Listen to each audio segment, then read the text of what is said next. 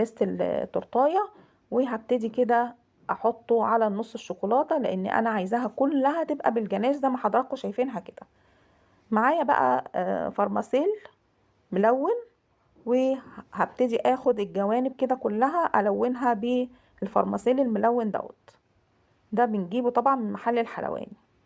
طبعا انا معايا هنا هو تفاحه، وابتديت ان انا اقطعها زي ما حضراتكم شايفين كده. قطعتها 4/4 وبعد كده شرايح رفيعه علشان اخد كده بيها الايه الاطار من الجنب كله. طبعا علشان التفاحه دي برضو تحتفظ بلونها وشكلها.